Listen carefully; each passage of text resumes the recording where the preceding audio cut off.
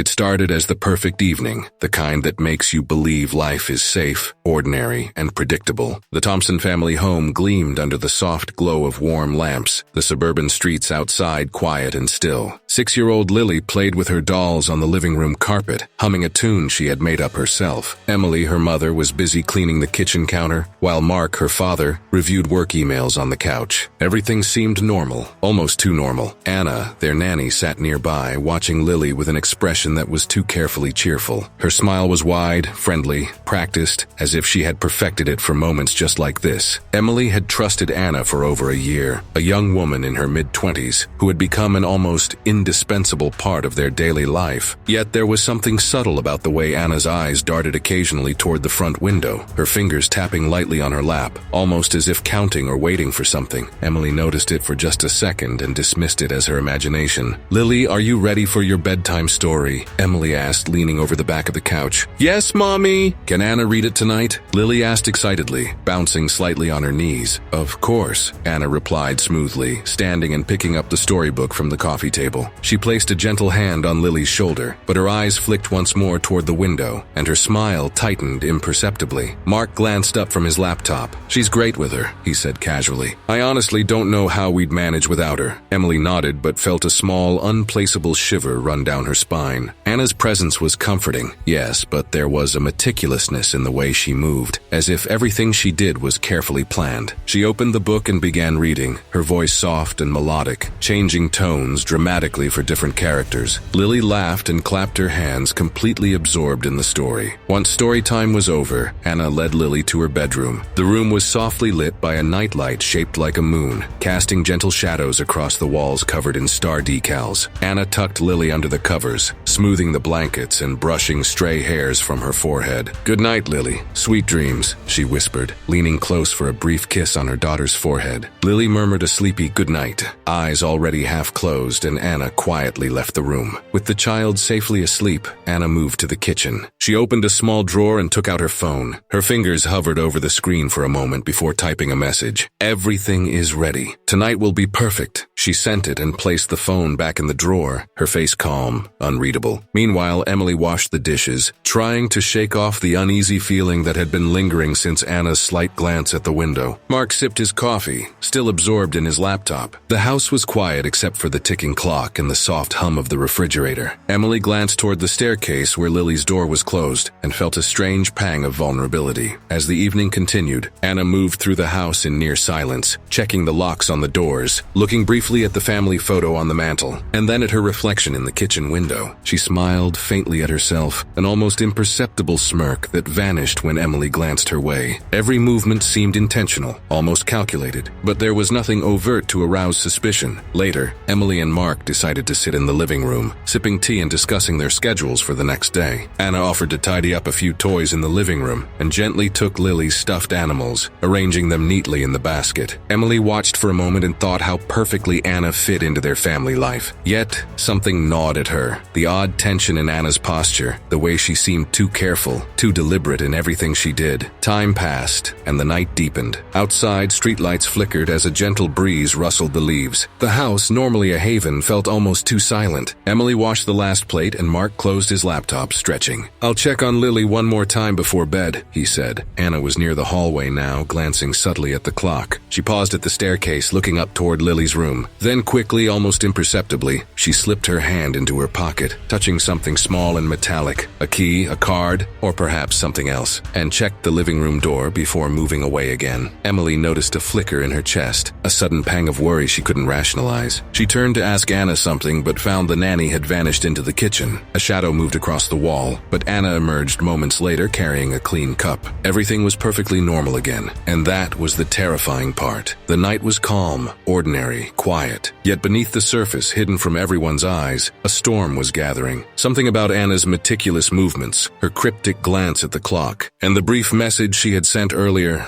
suggested that tonight, nothing would remain as peaceful as it seemed. Emily and Mark finally retired to their bedroom, leaving Anna to settle in the living room. Lily's soft breathing could be heard from her bedroom. The lights dimmed, the house enveloped in warm, soft darkness. And while the Thompsons believed their home was safe, secure, and familiar, the truth was that the night had only just begun. A secret, calculated, and dangerous plan was unfolding in the very heart of their home. The calm was the most dangerous kind, because no one suspected that the trusted Nanny, the cheerful young woman who seemed part of the family, could be the center of the nightmare about to descend. By the time the clock struck 10:30 p.m., Emily noticed Anna was unusually quiet. She had been tidying the living room for nearly an hour, moving deliberately, almost methodically, as if waiting for something. "Anna, are you okay?" Emily asked, her voice carrying a subtle tremor of concern. Anna looked up, smiled, and nodded, saying she was just making sure everything was in order before leaving. Emily accepted the explanation, though a small seed of unease had been planted in her mind. Minutes passed. Mark glanced at his phone and realized it was well past 11 p.m. "Anna should be heading home by now," he muttered. He opened the front door and peered into the street. Nothing. The soft suburban night was still, save for the occasional rustle of leaves in the breeze. Emily joined him, the unease growing heavier. "She said she'd be gone by 10:30, right?" she asked. A chilling realization began to form. Anna hadn't left. Not only that, but there was no sign of her bag or phone on the counter. Panic prickled at Emily's nerves. She called Anna's mobile number, straight to voicemail. She tried again. Nothing. Mark grabbed the landline and dialed her parents' number, thinking perhaps she had gone there instead. Again, no answer. By 11:15 p.m., the Thompsons' calm suburban night had shattered. Emily grabbed her coat and phone. "We need to call the police," she said, voice shaking. Mark nodded, dialing 911. Within minutes, the house was filled with flashing blue and red lights as officers arrived. Questions began and Emily recounted the evening. Detective Ryan Daniels, a tall man in his 40s with a precise and controlled demeanor, took the lead. He asked Emily to recount every detail: what time Anna arrived, what she did, how she interacted with Lily, and any unusual behaviors. Emily described Anna's meticulous nature, the small glances, the odd tension she carried, and most importantly, the cryptic message she had sent earlier in the evening. Daniels took notes, his expression unreadable but his eyes sharp, scanning the room as if absorbing clues hidden in plain sight. Officers conducted a systematic search. They checked the backyard, the garage, and the surrounding streets. They knocked on neighbors' doors, questioning anyone who might have seen Anna leave or someone suspicious lurking nearby. Security camera footage from the street and nearby homes was reviewed, but nothing clearly captured her leaving. Her car remained parked in the driveway. It was as if she had vanished into thin air. Emily paced the living room, wringing her hands, her mind racing with possibilities. Could Anna have been kidnapped? Had she staged her disappearance? The thought made her stomach churn. Lily, unaware of the gravity of the situation, slept peacefully upstairs, and Emily feared waking her with the unfolding chaos. Daniel stayed late into the night, piecing together the timeline. He requested Anna's phone records and social media activity. Initial findings suggested nothing unusual. No calls, no messages beyond the cryptic one Emily had seen. Yet subtle inconsistencies began to emerge. Timestamps didn't match exactly. Small gaps in her location history appeared, and there were anomalies in her recent banking activity. Something about her actions didn't add up. Meanwhile, Emily and Mark waited anxiously. They tried to piece together Anna's movements themselves, retracing the evening in their minds. Every detail suddenly seemed important. The extra time she spent in the living room, the way she glanced at the window, the slight hesitation before tucking Lily in. Each memory was dissected, replayed, questioned. By midnight, the investigation intensified. Daniels' team secured the house, collected fingerprints, and interviewed neighbors. One neighbor mentioned seeing a figure standing near the Thompson driveway around 10:40 p.m. Tall, nondescript, indistinct features in the dim streetlight. Daniels noted it but couldn't confirm if it was Anna or someone else. Every lead seemed to branch into uncertainty. Then Emily found something that made her blood run cold. In the kitchen on the counter, she noticed a small folded piece of paper tucked beneath a coaster. She picked it up carefully, unfolding it to reveal a cryptic note written in neat, almost obsessive handwriting. "All is in motion. Soon you will see the truth." Her hands trembled as she showed it to Daniels. He frowned, taking the note, his brow furrowing. "This confirms someone planned this," he said quietly. "Whether Anna is involved or a target, we'll find out." Hours passed. Surveillance footage was reviewed repeatedly. The detectives noticed subtle details that had been missed initially, shadows that shifted strangely, glimpses of someone's reflection in windows, and faint footprints outside that didn't match Anna's shoes. Each clue deepened the mystery and heightened the tension. By 2 a.m., Emily sat on the couch, exhausted, staring blankly at the wall.